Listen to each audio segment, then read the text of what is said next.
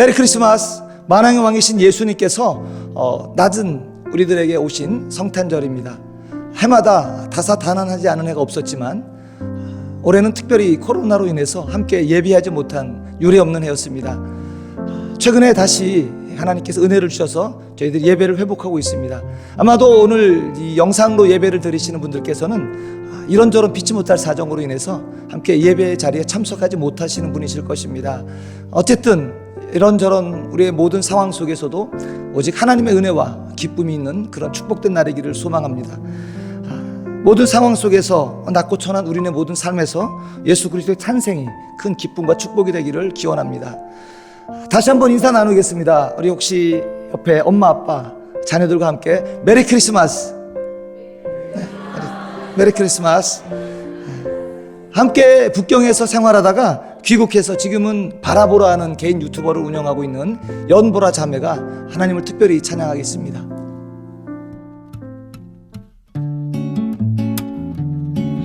그 맑고 환한 밤중에 무천사 내려와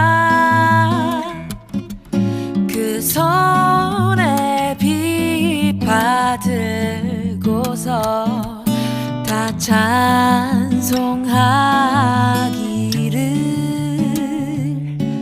평강의 왕이 오시니 다 평안하여라. 그 소란하던 세상이 다 고요하도다.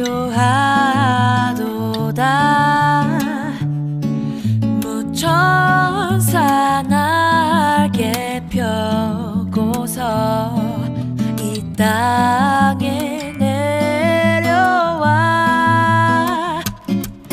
그때에 부른 노래가 또 다시 들리니 이 슬픔 많은 세상에 큰 위로 넘치고 온 세상 기뻐 뛰놀며 다 찬송하도다.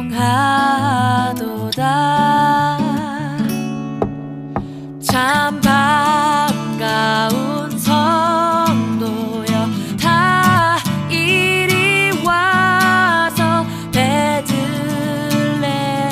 성 안에 가봅시다. 저 구유에 누이신 아기를 보고 엎드려 절하세. 엎드려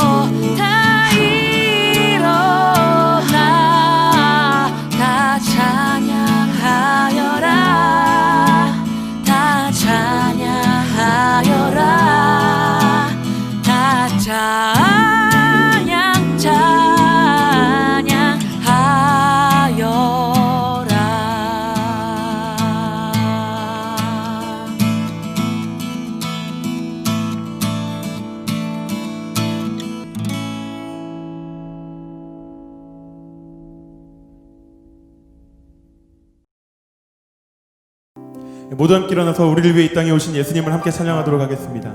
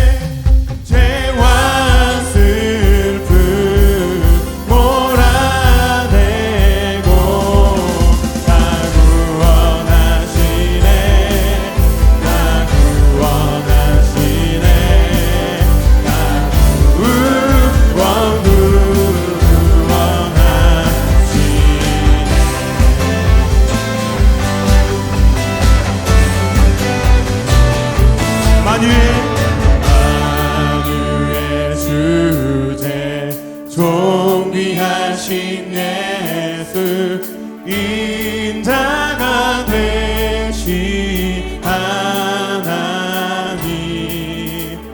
나 사모하여 영원히 섬긴 내 영광 되신 주로다.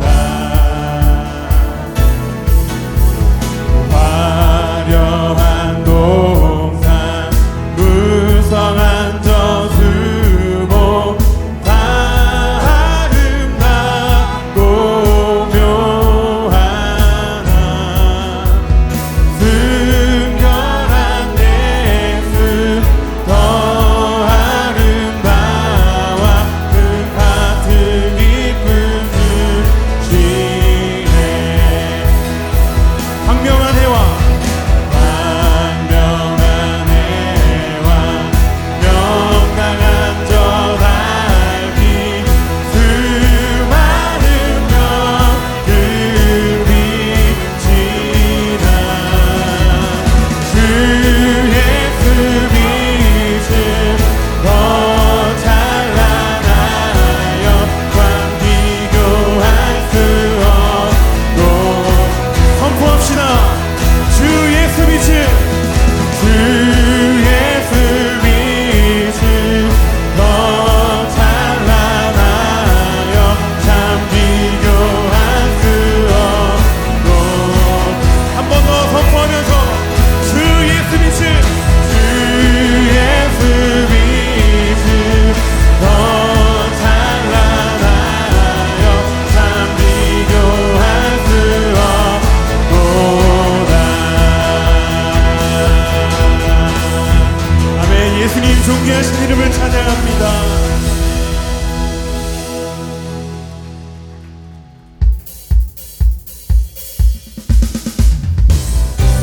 우리 계속해서 손뼉 치면서 우리 예수님을 다 함께 찬양하겠습니다.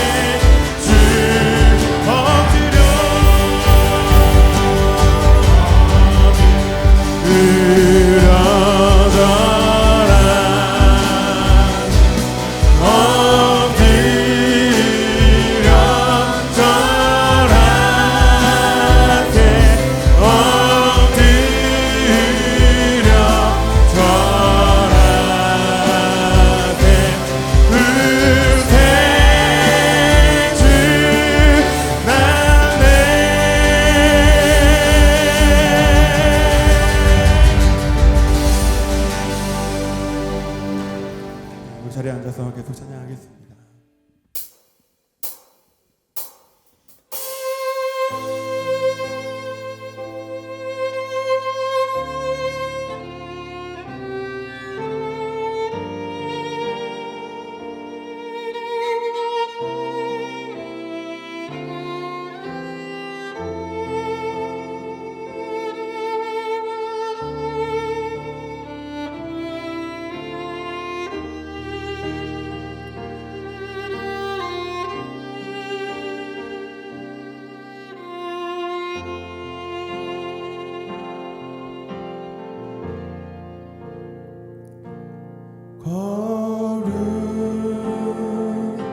거룩하신 하나님 주께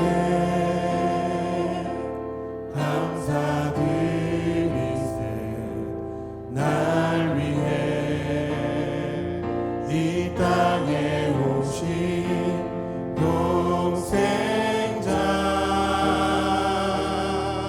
예수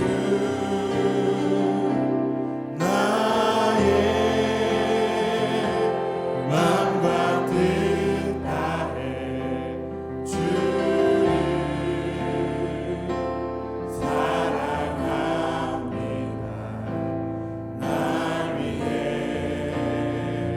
이 땅에 오신 독생자 예수. 내가 약할 때 강한 주로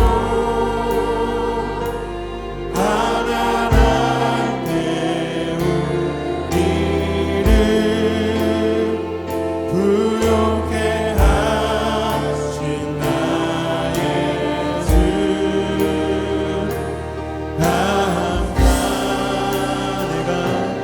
내가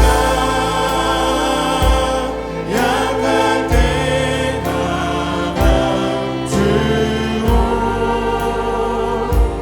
가난할 때 우리를 부욕해 하신 나의 주 감사.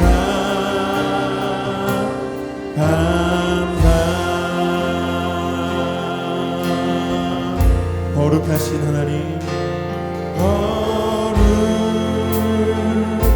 거룩하신 하나님 주께 감사드리세. 날 위해 이 땅에 오신 독생자 예수. 나의 마음과 뜻 다해 주를 사랑합니다. 날 위해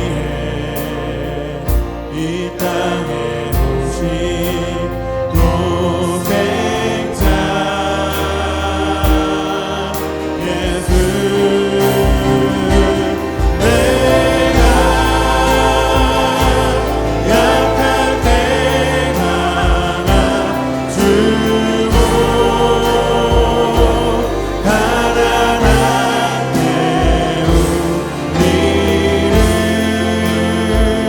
부욕해 하신 나의 주 감사. 내가 약할 때 강한 주로 가난할 때 우리를 부욕해 하신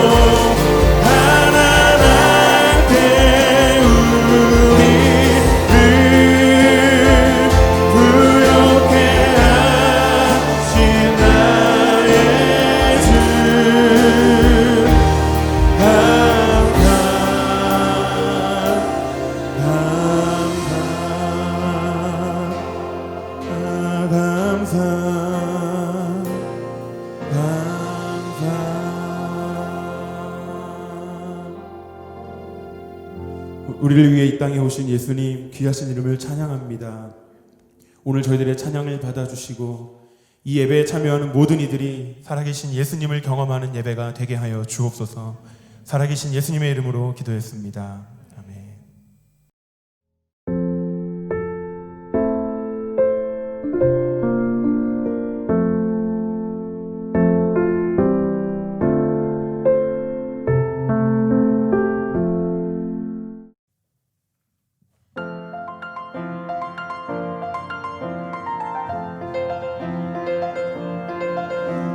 사랑 빛으로 내려오셨네. 내 길래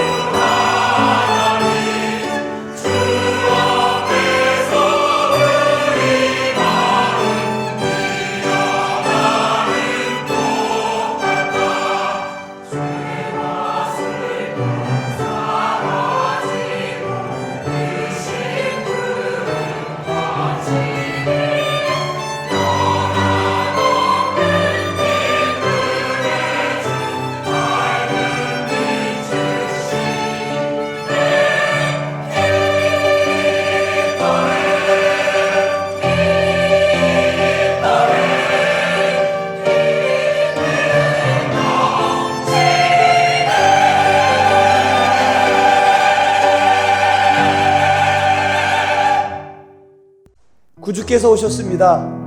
우리 하나님께 또 오신 예수님께 감사와 찬양의 박수 함께 올려드리겠습니다.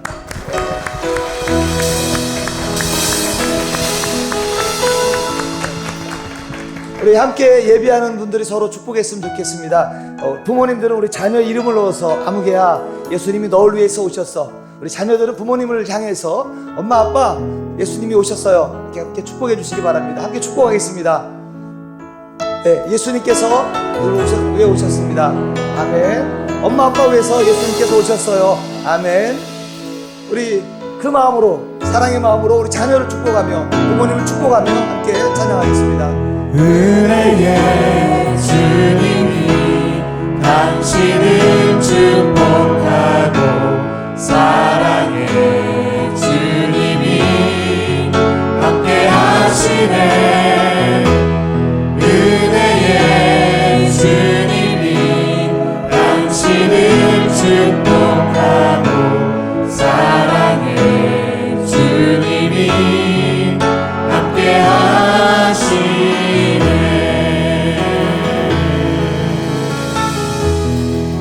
아멘. 그 사랑의 주님이 우리와 함께 하십니다. 오늘 우리에게 주시는 하나님 말씀을 함께 보겠습니다. 고린도후서 5장 15절 말씀입니다. 한 절이니까 우리 밑에 자막을 참고해서 한 목소리로 크게 함께 읽도록 하겠습니다. 그가 모든 사람을 대신해 죽은 것은 산 사람들로 더 이상 자신을 위해 살지 않고 자신을 대신해 죽었다가 살아나신 그분을 위해 살게 하시려는 것입니다. 아멘. 대학부에서 블랙라이트로 예수님을 축하하겠습니다.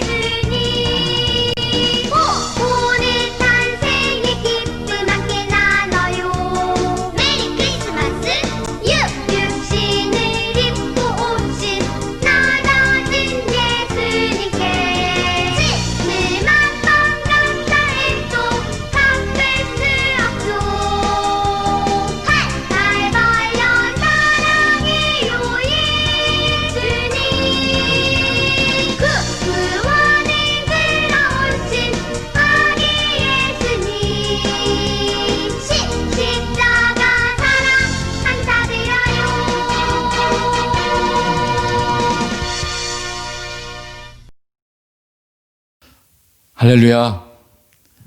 각 지역에서 곳곳에서 모여서 또 예배하는 그 모임 가운데 하나님의 은혜가 함께하기를 기도합니다. 오늘 저는 성탄절을 맞이해서 예수님께서 오신 이유, 여러 이유 중에 한 측면을 좀 함께 나누고자 합니다. 우리가 오늘도 많이 찬양했습니다. 기쁘다 구주 오셨네, 이 찬양도 많이 했습니다. 예수님께서 왜 오셨을까요? 그리고 우리는 그 예수님 오신 것에 대해서 오신 것에 무엇이 기쁘다고 하는 것일까요? 많은 사람들이 이야기합니다. 온 세상 죄를 위하여 주님이 오셨다. 우리의 죄를 처리하기 위해서 주님이 오셨기 때문에 기쁜 일이다. 그 말도 맞기는 맞습니다. 맞는데 우리가 기뻐하는 것이 단지 내 죄를 하나님께서 예수 그리스도를 보내셔서 처리해 주신 것 뿐이라면, 거기서 그치는 것이라면 좀 뭔가 아쉽습니다. 성경이 말하고자 하는 것에는 미치지 못하는 그러한 조금 부족한 이해가 됩니다. 그럼에도 불구하고 많은 경우에 성경 공부를 같이 하거나 또 복음 이야기를 나누다 보면 사람들이 이 자신의 죄 문제 해결에만 관심이 많은 것 같습니다. 그래서 자신의 죄 문제 해결에 대한 이해를 얻으면 성경 공부도 중단하거나 더 이상 예수님이 하신 일에 대해서 알아보려고 하지 않는 그런 모습조차도 보이게 됩니다. 어쨌든 성탄의 이유가, 또 예수께서 오신 이유가 우리의 죄를 해결하기 위함이다. 온 세상의 죄를 해결하기 위함이다. 거기서 그친다면 사실은 우리 믿음의 현재 그리고 앞으로 미래의 우리 믿는 자의 미래에 대한 소망, 그 부분이 희미해집니다. 좀 선명하지가 않습니다. 다시 말씀드립니다. 그 예수님이 오신 이유가 단지 우리의 죄 문제 해결 뿐이라면 오늘 내가 어떻게 살아야 하는지, 또 미래에 무엇을 소망해야 하는지, 그런 각 영역들에 대해서 좀 희미한 그런 결과를 낳게 됩니다. 오늘 성탄절을 맞이해서 기뻐하는 이 기쁨이 주는 추진력도 우리를 힘차게 오늘을 살게 하고 또 미래까지 살아가게 하는 그 동력으로 작용을 못할 수도 있습니다. 그저 과거의 죄, 아니면 최근에 우리의 죄를 처리한 그것에만 만족할 수도 있는 것이죠. 그래서 그러면 그 예수님께서 죄를 처리하는 것 말고도 오신 이유가 또 있나? 목적이 뭐가 있길래 그러는가? 그 부분에 대한 거를 성경을 좀 찾아서 확인하기를 원합니다. 특별히 성경에 많은 구절들이 있는데 그 중에서도 예수님께서 오셔서 죽으신 목적이 비교적 상세하게 설명이 되어 있는 성경 구절들이 있습니다. 그래서 그 구절들 중에서 몇 구절을 제가 읽겠습니다. 고린도후서 5장 15절에 보면 그가 모든 사람을 대신해 죽은 것은 산 사람들로 더 이상 자신을 위해 살지 않고 자신을 대신해 죽었다가 살아나신 그분을 위해 살게 하시려는 것입니다. 즉 다시 말하면 고린도후서 5장 15절에는 예수님이 오셔서 죄를 위하여 죽으셨던 그 일의 목적을 자신을 대신해 죽었다가 살아나신 그분을 위해 살게 하려고 그렇게 하신 것이다. 목적을 우리에게 설명합니다. 디도서 2장 14절은 이렇게 말합니다. 그가 우리를 대신하여 자신을 주심은 모든 불법에서 우리를 속량하시고 우리를 깨끗하게 하사 선한 일을 열심히 하는 자기 백성이 되게 하려 하심이라. 여기도 목적이 나옵니다. 예수님께서 오셔서 우리 죄를 위해서 죽으셨을 때 그 목적은 선한 일을 열심히 하는 하나님의 백성을 만드시기 위해서 오셨다. 그것이 목적이다. 이 말씀을 하는 것이죠. 세례와 관련해서 언급된 로마서 6장 4절에도 그 말씀이 있습니다. 그러므로 우리가 그의 죽으심과 합하여 세례를 받음으로 그와 함께 장사되었나니 이는 아버지의 영광으로 말미암아 그리스도를 죽은 자 가운데서 살리심과 같이 우리로 또한 새 생명 가운데서 행하게 하려 함이라. 우리를 새 생명 가운데 행하게 하려고 하셨다. 요한계시록 1장 5절 6절은 또 이렇게 말합니다. 우리를 사랑하사 그의 피로 우리 죄에서 우리를 해방하시고 그의 아버지 하나님을 위하여 우리를 나라와 제사장으로 삼으신 그에게, 이러면서 말을 이어갑니다. 여기서도 우리에게 알려주는 것은 무엇이냐면은 단순히 우리 죄를 처리하는 것에만 예수님 사역의 목적이 있지 않으시다. 그러면 뭐냐? 이미 읽은 모든 구절들 가운데 목적이 나와 있는 것처럼 예수님의 우리 죄를 처리해 주시는 그 사역의 목적이라고 한다면 우리를 정결하게 해서 쓸만하게 만들어 주셔서 하나님 일하기에 적합한 사람으로 만들어 주셔서 새로운 의미로 가득 찬 성경에 지금 선한 일, 새 생명 가운데 행함 등등으로 표현된 이런 일을 하게 하시려는 것입니다. 그런 일을 하게 하시려는 하나님의 의지와 기대와 소망으로 가득 차 있습니다. 그래서 사실 내 죄 문제가 예수님으로 인해서 어떻게 처리되나 여기에만 관심을 가지고 내 죄가 사함을 받았구나 이 확신에만 머물러서 그냥 기뻐하고 마무리한다면 그것은 하나님 입장은 고려하지 않은 거예요. 하나님 입장은 고려하지 않고 자기 입장만 고려한 그런 이해입니다. 지금 그러면 이제 그 예수님이 오셔서 하신 그 목적이 우리로 하여금 새롭게 살게 하시려고 했다. 이 목적도 있다고 말씀드렸는데 물론 이런 목적과 관련해서 살펴본다고 하더라도 죄 문제를 반드시 처리하시죠. 예. 이 목적과 관련해서 본다면 예수께서 오셔서 우리의 죄를 대속해 주시는 그 사건은 이렇게 볼 수도 있는 겁니다. 성경의 로마서 3장에 기록된 대로 보면 우리가 죄를 범했기 때문에 하나님의 영광에 이르지 못했다. 말하자면 죄는 사람으로 하여금 기준 미달이 되게 한다. 하나님이 생각하시는 아름다운 최고의 기준에는 도달하지 못하게 만들어버린다. 그것이 죄의 기능이다. 그래서 하나님이 기대하시는 그런 사람의 수준에 미치지 못하게 만들기 때문에 성경에서 설명해 주시는 대로 하면 예수님께서 오셔서 우리 죄를 처리해 주심을 통해서 우리를 그리스도 수준까지 자랄 수 있는 길을 열어주십니다. 하나님께서 원래 사용하시고자 하셨던 그런 최초 구상하셨던 사람의 모습까지 자랄 수 있도록 사람은 어떻게 살아야 되는지 예수 그리스도를 통해서 보여주신 그 수준에 이르기까지 자랄 수 있는 길을 열어주시는 것입니다.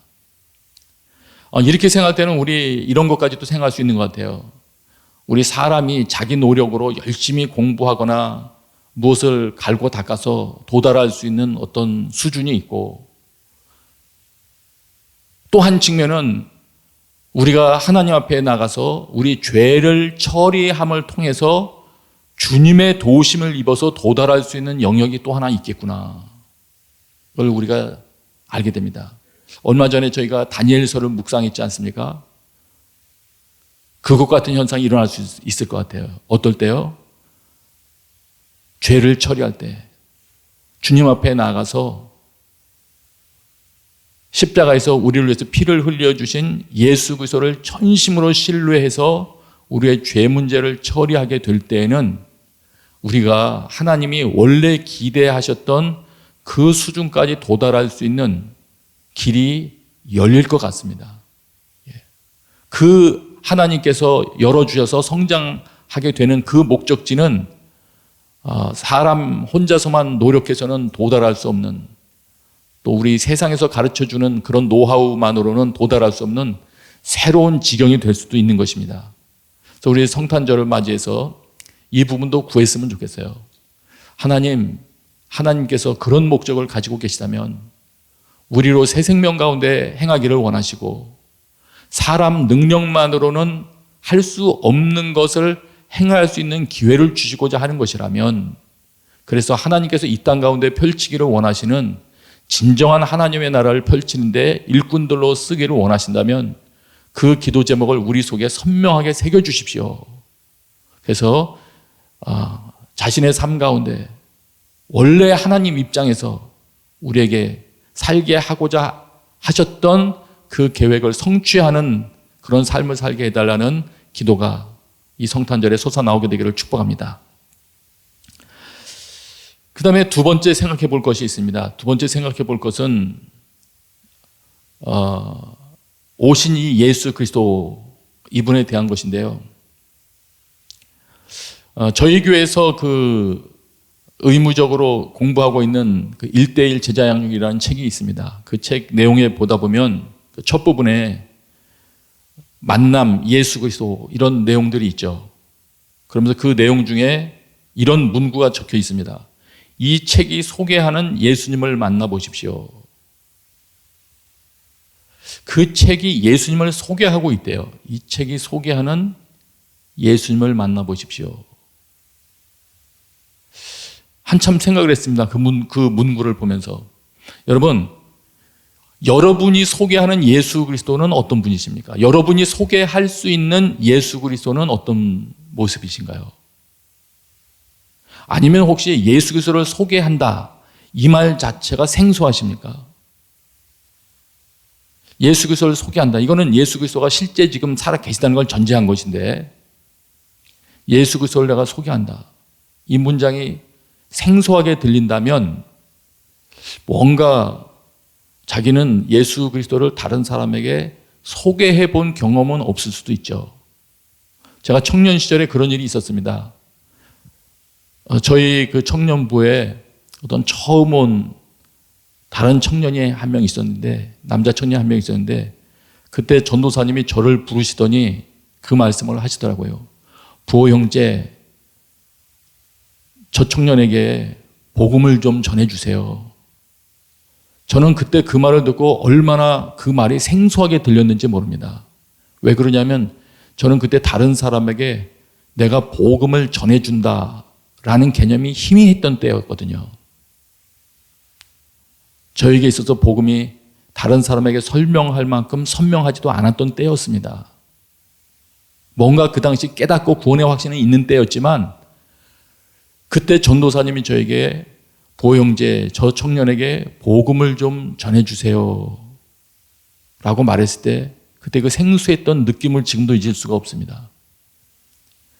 근데 동일한 그런 느낌이 이 문장에도 나와 있을 수 있어요. 예수 그리스도를 저 사람에게 소개해 주세요. 예수님을 소개한다. 여러분, 예수님께서 오신 것을 지금 기억하는 절기인데, 여러분은 예수님을 소개할 수 있으신가요? 이건 돌아봐야 될 부분이더라고요. 내가 예수님을 얼마나 알고 있나? 그 1:1 제자양육 책의 앞에 4번의 만남을 통해서 예수 그리스도에 대해서 설명하잖아요. 그 교재에 나오는 한 문장 한 문장 그 의미들을 다시 생각해 볼 필요도 있어요. 나는 그분을 얼마나 알고 있나? 성경에서는 예수님을 아는 지식에서 자라가라고 했는데 2018년도에서 2019년도 이럴 때에는 예수님을 아는 지식에 변화가 있었나? 또 20년 12월을 맞이하면서는 작년과는 또 다른 예수님에 대한 삶의 변화가 나에게 있었나? 이거 생각해 봐야 되겠습니다. 왜냐하면 내가 모르는 예수님을 소개할 수가 없죠. 정보로만 안다면 정보 내용 전달을 할 수 있을지 몰라도 친밀하게 아는 사람 소개하는 것처럼 인격을 가진 분으로서 소개하기는 어렵죠. 네. 그래서 우리 성탄절을 맞이해서 그런 결심이 다시 있어야 되겠습니다. 하나님, 저에게 예수 그리스도가 어떤 분이신지를 힘써 알기 원하는 마음을 주십시오. 하나님과 예수 그리스도를 아는 게 영생이래잖아요. 새로운 차원의 삶이라고 하지 않습니까? 그러면 알아야죠. 예수님을 알고자 하는 열망을 오늘 저에게 심어 주십시오. 한번 생각해 볼 필요가 있습니다. 우리 공부를 많이 하신 분들은 논문을 많이 써보셨을 거 아닙니까? 무언가 논문을 쓰고자 할 때, 혹은 새로운 제품을 만들고자 회사에서 무언가를 연구에 골몰할 때, 그거를 어떤 무언가를 알기 위해서 얼마나 많은 자료를 구입하고 찾고 뒤지고 또 인터넷을 뒤지고 그것을 알기 위하여 시간을 투자합니까? 그런 노력과 우리가 예수 그리스도를 알고자 하는 노력하고 비교할 때 자신이 스스로 비교해 보면서 예수 그리스도를 알고자 투자하는 나의 노력은 참으로 보잘것 없었다고 한다면 좀 분발해야 될 겁니다. 2020년 성탄절을 맞이해서 그렇습니다. 하나님, 저에게 은혜를 주셔서, 은혜를 베풀어 주셔서 예수 그리스도를 더 알고자 하는 열망도 주시고, 예수 그리스도를 아는 데 도움이 될 수 있는 책도 만나게 해주시고, 예수 그리스도를 잘 소개해 줄 수 있는 친구들, 동료들 만나게 해주시고, 그런 경험들도 허락해 주십시오. 그런 기도가 있게 되었으면 좋겠습니다. 예수 그리스도를 내가 소개할 때도 그렇습니다. 타인에게 내가 예수 그리스도를 소개할 때, 여러분, 예수 그리스도를 내가 누군가에게 소개할 때 어떤 생각을 하고 소개를 하시나요? 그 사람이 만약 예수 그리스도를 받아들이면 그 사람에게 어떤 일이 일어날 것을 생각하시나요? 예수 그리스도를 소개한다면 그에게 도대체 뭘 알려주는 걸까요? 아니면 예수 그리스도가 어떤 분이신지 이 진면목을 알려주면 도망갈까 봐 불편한 거는 우리 감추나요? 예, 이런 부분들이 사실 명확해야 됩니다. 내가 예수님을 명확히 알고 그래야 이 부분을 명확히 전하게 되는데, 사실 그래서 예수님이 어떤 분이시라는 걸 알고 예수님이 당신 삶에 들어가면 이분은 이런 일을 하실 거야, 이런 것들을 명확히 전할 수가 있어야 믿음에 대해서도 분명하게 연결을 해줄 수가 있습니다. 믿는다는 게 무엇인지, 예수님과 처음에는 어떻게 시작을 해야 되는지, 예수님과 그 이후에는 또 어떤 관계를 이어 나가야 할지를 안내할 수가 있는 것입니다. 그래서 자연스럽게 우리 그럼 세 번째 단계로 이제 넘어갑니다. 그럼 예수님을, 그분을 믿는다는 건 도대체 뭘 말하냐? 내가 누군가를 예수님 믿게 한다는 건 도대체 어느 부분을 주목해서 내가 설명하고 설득을 해야 되느냐, 혹은 소개를 해야 되느냐, 이런 부분 살펴봐야죠. 성경에 보면 여러 표현들이 있습니다. 예수님을 영접한다는 표현도 있고 입술로 시인하는 부분도 있고. 그런데 지나면서 보니까 성경의 그런 이렇게 한두 절, 인용하는 한두 절 말만으로는 성경 전체 맥락에서 보니까 믿음 전체를 이해하는 데에는 뭔가 부족한 것 같았습니다. 복음을 전하는 현장에서 보니까. 그 표현들이 틀렸다는 게 아니고요. 성경 전체에서 믿음에 대해서 설명하려고 하는 그 그림 중에는 일부분일 뿐이라는 거죠. 예. 그 한마디가 모든 걸 담고 있는 건 아니어서. 그러면은, 우리가 믿는다고 할 때, 예수 그리스도를 소개하고도 믿는다고 할 때 우리가 필요한 부분은 어떤 부분이냐. 계시록에서 우리가 읽은 것처럼 하나님께서 우리 죄를 속죄해 주시면서 하나님의 백성 삼으시고 또 제사장 삼으신다는 표현은 사실은 구약에서 나오는 그림이거든요. 하나님이 왕 되시고 우리는 하나님의 백성이고, 또 우리를 선택해서 제사장 삼으시는, 제사장 나라 삼으시는 그런 뭔가 사명을 가지고 사명을 주시려고 부르시는 그런 장면에서 나오는 표현들이거든요. 그럼 그런 표현들은 무엇을 어떤 이해를 포함하고 있냐면 하나님과 그 백성들이 언약을 맺는 그 내용을 포함을 하고 있습니다. 다시 말하면은 믿는다는 것에는 하나님과 언약을 맺는다는 개념이 포함이 돼야 성경 전체 개념에는 맞아 들어가는 겁니다. 큰 이해에는. 다시 설명드리면, 좀 보완해서 설명드리면, 예수님께서 우리를 위해서 죽으셨다 등등을 설명하면서 내가 믿는다고 할 때에는 예수님이 우리를 위해서 십자가에서 죽으시고 부활하셨다는 어떤 정보만을 받아들이는 것을 믿음이라고 하지 않습니다. 조금 부족한 이해가 됩니다. 그럼 무엇이냐면 예수님께서 이루신 그 일들을 받아들임과 동시에 그 일을 행하신 하나님, 그분의 인격을 믿는 거죠. 신뢰하는 거죠. 예. 이것을 포함한 것이 바른 믿음이 됩니다.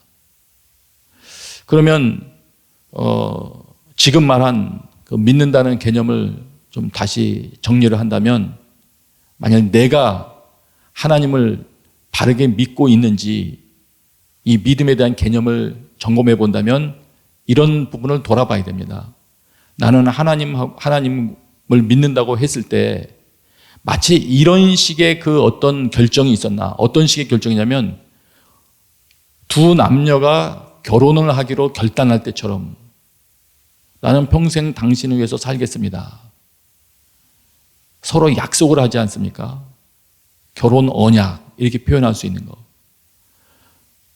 좀 부정확하지만은 온전한 언약 개념하고는 좀 다르지만은 사업을 하는 사람들은 사업을 새로 시작하려면 계약을 해야 되지 않습니까? 계약을 하면 계약서가 거기 또 존재하죠. 그럼 둘이 계약을 지키려면 어떻게 지켜야 한다는 내용들이 거기 계약서에 담겨 있지 않습니까? 그러나 중요한 거는 어쨌든 그런 계약을 맺은 것과 같은 약속이 포함되어 있는 관계. 약속이 포함되어 있는 관계. 내가 하나님을 믿는다는 것, 예수님을 믿는다는 것은 내가 하나님께서 가르쳐 주시는 그대로 살겠습니다 하고 언약을 맺는 것이고, 그렇게 언약을 맺을 때에는 언약서가 거기 포함되는 겁니다. 하나님의 말씀이 이렇게 살아라 하는 하나님의 말씀이 포함되는 겁니다. 그래서 내가 정말 바르게 믿기로 시작했나 하는 것을 돌이켜 보려면 나는 마치 내가 어떤 사업 파트너와 계약서를 작성하듯이 혹은 결혼을 시작할 때 고백하고 서로 약속하듯이 하나님 앞에서 그런 결단과 약속의 시간을 가졌는지를 돌아보면 됩니다. 하나님은 그냥 좋은 분이고 나는 그분 싫지 않아요. 그분 뜻대로 살 거예요. 이런 막연한 생각 말고요. 그분이 도대체 어떻게 살라고 하셨는지 계약서도 한번 훑어봐야 되지 않겠습니까? 그분이 살라고 하신 그 내용도 훑어보면서 단지 나의 죄 문제만 처리해 주시겠다고 하는 말이 아니구나. 그것에도 눈길을 돌리면서 그럼 내가 이분을 따라 산다는 것은 내가 여태까지와는 다른 새로운 삶을 살겠다는 결단이기도 하구나. 이런 내용들을 돌아보면서 하나님 앞에서 결단을 내리는 것이죠. 그렇게 해서 시작이 됩니다.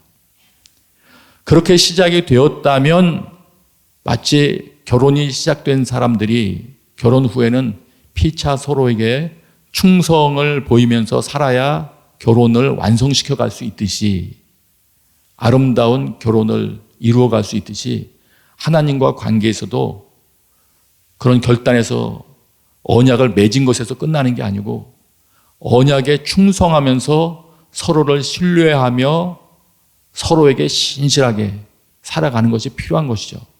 그렇게 살아감으로써 내 믿음 생활이 이어지고 완성이 되는 것입니다. 네. 이 언약과 관계를 맺는다는 것은 또 다른 말로 하면은 내가 언약을 맺는다고 하는 당사자이신 그분, 하나님 그분은 누구고 나는 누구냐 하는 것에 대한 이해가 명확한 것이죠. 그분은 주님이시고 나는 그 주인의 명령을 따라야 할 존재이구나. 그분은 왕이시고 나는 백성이구나 하는 것이 명확해지는 것이죠. 그래서 우리 교회에서 많이 말해왔던 것처럼 하나님의 통치 가운데 들어가는 겁니다. 하나님이 왕이시고 나는 그분의 통치를 받아들이는 존재로 결단하고 들어가는 것이 우리 믿음의 길로 접어 들어가는 것입니다. 이번 성탄절에 그런 부분들이 잘 점검되는 좋은 기회가 되었으면 좋겠습니다. 한두 개만 더 말씀을 드리고 싶습니다. 우리 믿는 자는 이제 예수 그리스도를 믿은 이후에 예수님께서 이 땅에 하시고자 원했던 일들을 이제 이어갈 임무를 띠게 됩니다. 저의 눈길을 끄는 말씀이 있었습니다. 예수님께서 이 땅에 오셔서 하셨던 일은 우리가 익숙하게 아는 것처럼 마태복음 4장 23절 말씀, 예수께서 온 갈릴리에 두루 다니사 그들의 회당에서 가르치시며 천국 복음을 전파하시며 백성 중에 모든 병과 모든 약한 것을 고치시니 이렇게 말씀하셨습니다. 그래서 흔히 우리가 이걸 요약해서 예수님은 가르치시고 전파하시고 고치셨다 이렇게 이해하지 않습니까? 그런데 이걸 자세히 들여다보니까 가르치시고 그 다음에 전파하신 것의 내용이 천국 복음으로 되어 있더라고요. 마태복음에 보니까. 명확하게 굳이 그 명칭을 써놓으셨어요. 천국 복음, 하나님 나라의 복음, 하나님이 통치하신다는 복음을 전하셨다. 그런데 그것을 전하시는데 무슨 사건이 일어나느냐면 보니까 모든 병과 약한 것을 고치는 치료 사건이 이어졌다. 예수님이 하신 일이거든요. 우리도 예수님의 일을 그대로 하려면 이 땅에서 예수님의 일을 재현하는 교회가 되려면 이거를 주목하지 않을 수가 없죠. 왜냐하면 이 일이 그대로 일어나는 것이 맞으니까요. 그러면 이런 생각을 하게 되더라고요. 제가 예수님의 일을 이어가야 되는데 그렇게 하려고 목사가 됐는데 내가 전한 복음은 지금 마태복음 복음에서 표현한 하나님 나라 복음이 명확한가? 내가 전하는 복음 가운데 하나님이 통치하셔야 한다. 너는 하나님의 통치를 받아야 한다. 이 하나님의 통치 개념이 명확한가? 이걸 생각하게 됐고요. 그 다음에 제가 제대로 전하고 있는 건가? 우리 교회 교인들은 다른 사람에게 복음 전할 때 제대로 전하고 있나? 이런 거를 생각할 때 검토를 해봐야 되지 않겠습니까? 검토를 해볼 때 무엇으로 검토를 해봐야 되겠느냐? 고치는 거더라고요. 고치는 거. 예수님은 하나님 나라 복음을 선포하셨을 때 그 결과로 무엇이 따라왔냐면 치유가 따라왔더라고요. 죽음의 영향력 가운데 있다고 볼 수 있는 귀신 들린 현상, 또 병든 현상, 죽음의 증상 가운데 매여 포로된 현상들이 있는데 복음을 전할 때 그것들이 다 해결됐다는 거죠. 죽음의 증상들에서 풀려나오는 일들이 이루어졌다. 그래서 어떤 신학자는 그렇게 말합니다. 그렇기 때문에 그렇게 되지 않는다면 복음을 잘못 전한 것일 수 있다. 저는 그 말에 많은 납득이 되더라고요. 많은 납득이 돼요. 다른 이유가 있을 수 있겠죠. 제가 올바른 복음을 전달한다고 하더라도 복음을 전달하는 통로로 쓰임받는 내 삶이나 말투나 모든 것들이 복음이 전달되는데 방해 요소로 작용이 돼서 복음이 온전히 전달이 못 됐든지 아니면 내 삶이나 이런 것들이 다른 사람들로 하여금 하나님 나라 복음을 오해하게 만들어서 제대로 전달받지 못하게 했든지 어쨌든 결과는 자유하거나 모든 질병으로부터 치유받는 그런 하나님의 사건은 일어나지 않는 결과를 초래한다. 이런 문제가 심각해지더라고요. 그래서 저는 무조건 반성만 하기를 원하는 게 아니고요. 오늘 성탄 예배에 참여하는 모든 이들, 이 함께 방송으로 참석하는 사람들이 어린이라고 해도 마찬가지예요. 그 기도를 하는 거죠. 하나님, 저도 어차피 하나님께서 알려주신 것처럼 하나님께서 가르쳐 주신 삶의 길들을 가르치며 또 하나님 나라 복음을 전파하며 그렇게 살아가기를 원합니다. 하나님 도와주셔서 하나님의 복음을 증거하기 시작할 때 따라 나오는 치유와 묶임으로부터 해방되는 일들이 그 현장에 일어나게 해 주십시오. 그래서 복음을 듣는 사람들이 다 하나님을 인정하게 해 주십시오. 그런 기도가 있어야 되는 거죠. 어려서부터. 네. 마지막으로 한 가지만 더 말씀드리고 마치고 싶습니다. 최근에 베드로전서를 묵상하고 있기 때문에 이 부분은 그냥 생각이 되더라고요. 1:1 교재 18페이지 보면 그렇게 질문이 있습니다. 그런 질문이 있습니다. 아름답고도 위대한 생애를 보낸 예수는 마지막으로 어떻게 죽었습니까? 답이 있죠. 빌라도에게 고난을 받다가 빌라도가 십자가 그 형을 집행할 수 있도록 허락을 해버리죠. 말하자면 예수님은 십자가 형태에서 죽으셨잖아요. 그런데 예수님이 죽으신 이유는 무엇 때문입니까? 자신의 죄 때문이 아니라 하나님의 의도를 이루기 위해서 하나님께 신실하게 사시다가 죽으신 죽음이구나. 다시 표현하면 하나님의 뜻을 완성시켜 드리려고 죽기까지 충성한 죽음인 거죠. 예. 그러면 베드로전서에서 말하는 것처럼 우리 예수 그리스도를 따르는 사람들의 길은 이 길이구나. 예수님 신실하게 따르려면 예수님은 따르다가 우리가 죽는다 이렇게 표현할 수 있는 그 상태로 가는 거구나. 그렇게 해야 하나님의 뜻이 그 가운데 온전히 이루어지고 우리를 통해서 많은 사람들이 살아나겠구나. 베드로전서 묵상했던 말씀들과 동일한 삶을 사셨더라고요. 이제는 설교를 마칠 겁니다. 오늘 곳곳에서 모여서 예배하는 그 모든 곳에서 다시금 예수님이 오시는 의미를 기억하되 단지 내 죄만 처리하기 위해서 오신 건 아니고 나에게 새 생명을 주기 위해서 새로운 삶을 내가 살기를 기대하시면서 나를 성장시키기 위해서 장애물인 죄를 처리하셨다는 그 모든 것에 대한 온전한 이해와 함께 새로운 기도 제목이 이 성탄절에 여러분 영혼 중심에서 피어나시게 되기를 축복합니다. 같이 기도하겠습니다.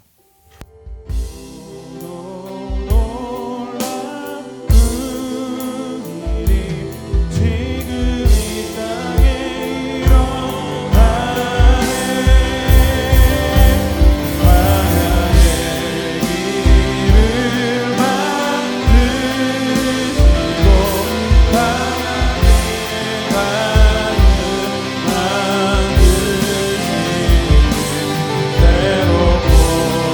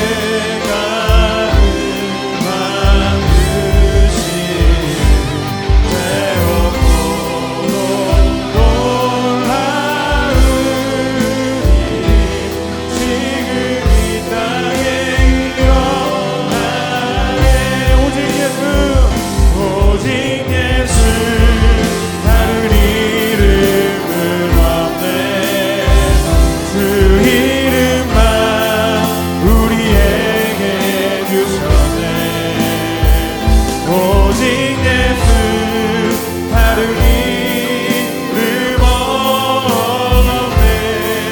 오 영광과 높이 권세와 찬양 받으실 분 오직 주 예수.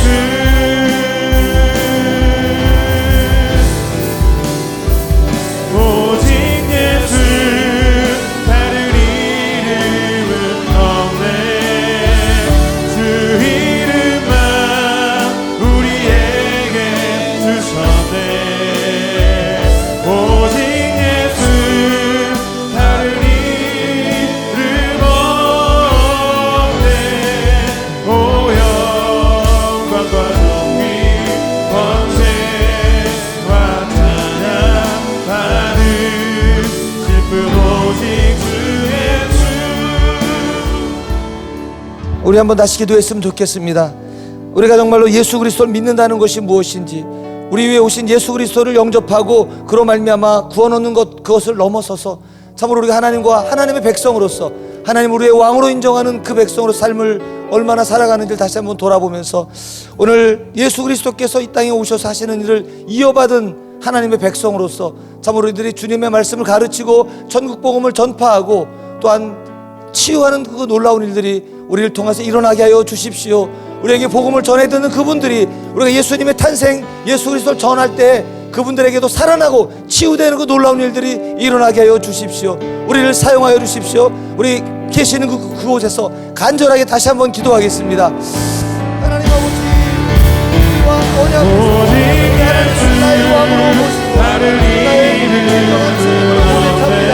하나님 이 땅에서 우리의 삶을 통하여서 왕되심이 선포되어지고 왕되심이 알려지기를 원합니다.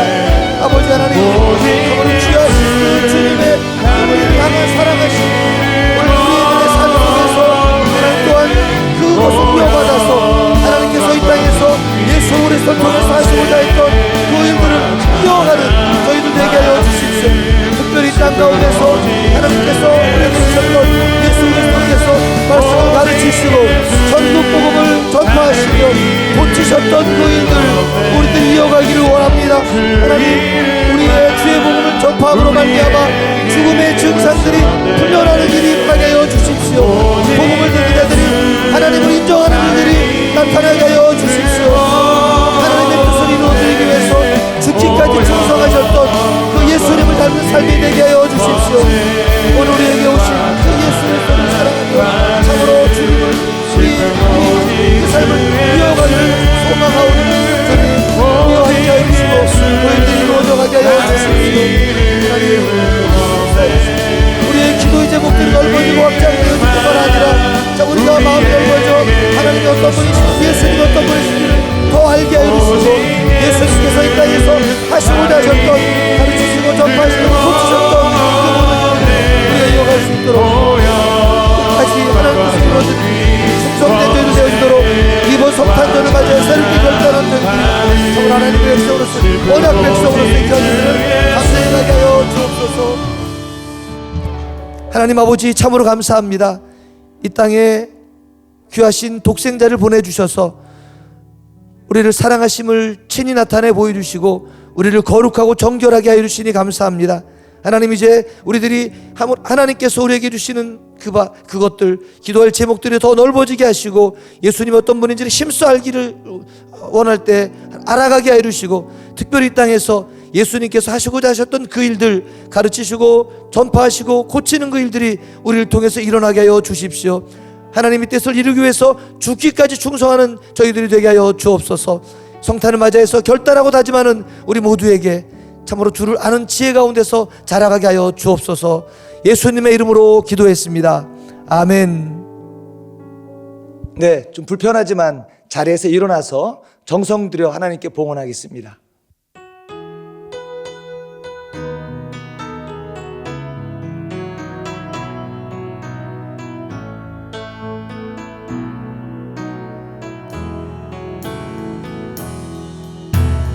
선한 능력으로 안으시네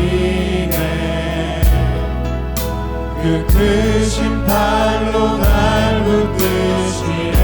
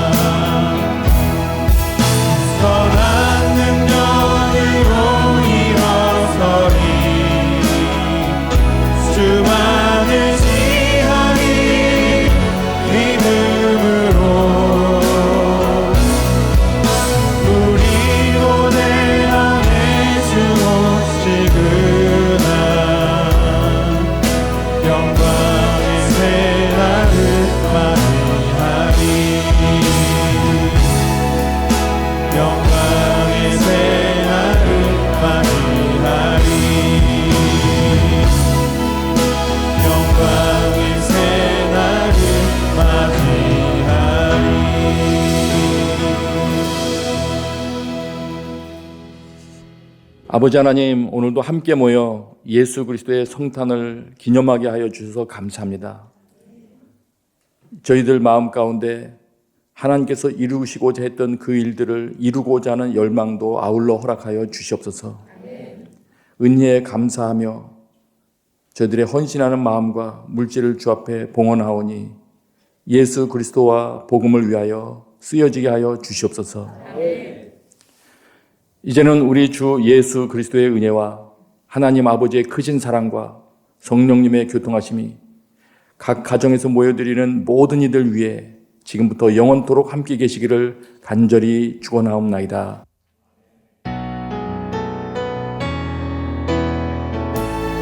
우리 함께 오른손 들고 함께 찬양하겠습니다. 살아계신